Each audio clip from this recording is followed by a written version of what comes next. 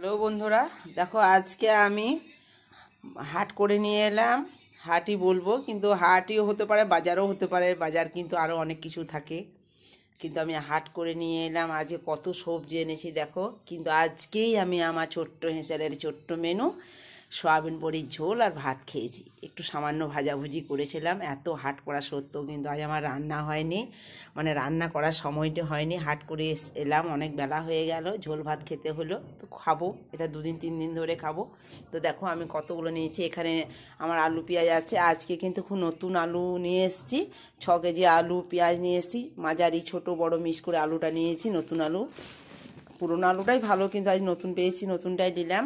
আর দেখো কত বড় বাঁধাকপিটা নিয়েছি। বাঁধাকপি ফুলটা দেখো, আমার ফুলটা কত বড়, কত ভারী এই ফুলটা।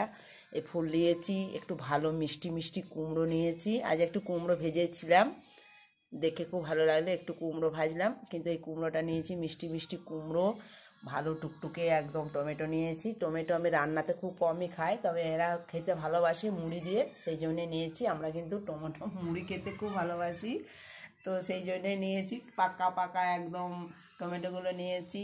একটু গাজর নিয়েছি, মূলো নিয়েছি, সাদা মূলো লাল মূলো নিয়েছি।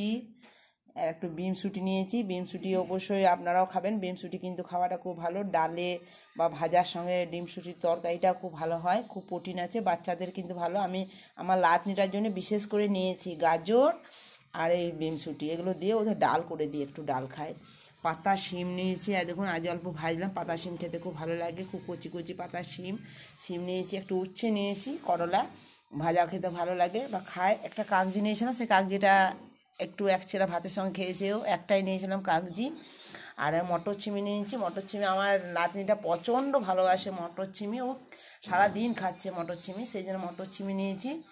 আমাদেরও খেতে ভালো লাগে, এমনিতেও ভালো লাগে, তরকারিতে দেবো, বাঁধাকপি তরকারিতে দেবো মটর চিমি। আর কাঁচা লঙ্কা আর আদা নিয়েছি, অনেকটা আদা। আমরা আদা কিন্তু তরকারিতে খুব কম খাই, চা দিয়ে বেশি আদা খাই, সেই জন্য এটার কিন্তু আমার চায়ের জন্যই আদা নিয়েছি। আর বেগুন দেখুন নিয়েছি, কত বেগুন, 2 কিলো বেগুন আছে। কাল থেকে তো বেগুনি খাচ্ছি, প্রচণ্ড বেগুনি খাচ্ছি, রাতে দিনে বেগুনি। আমার বেগুনি খেতে খুব ভালো লাগে, যা হয় হবে, বেগুনি তো খেয়ে নিই। বেগুন পড়া বেগুনি, বেগুনের সব আইটেম ভালো লাগে। তো 2 কিলো বেগুন শেষ হয়ে গেল, দুটো তিনটা আমি আরও রান্না করে খেয়েছি। তো এই বেগুন, তো দেখুন আজকে আমার এই হাট। আর এগুলো আছে ডাটা, ফুলকপির ডাটা, আর বাঁধাকপির শাকগুলো আছে, ফুলকপির ডাটা আছে, মূলো শাক আছে। এগুলো কিন্তু আমি ফেলে দেবো না, এগুলোও কিন্তু আমার চচ্চড়ি খেতে খুব ভালো লাগে, ডাটাগুলো। হ্যাঁ, আমার ফুটনি মেরে লাভ নেই, আমার কিন্তু এগুলো খুব ভালো। এই যে সবজিগুলো যত না খাবো তত না এই ডাটার চচ্চড়িটা ভালো লাগবে। শিম দিয়ে বেগুন দিয়ে ডাটার চচ্চড়ি আমার খেতে খুব ভালো লাগে। তো ডাটার চচ্চড়ি করবো একদিন, সব কিছু দিয়ে। মূলো শাকগুলো পকোড়া করব, একদম মূলো শাক ভিতরে আছে, মূলো শাক পকোড়া করব।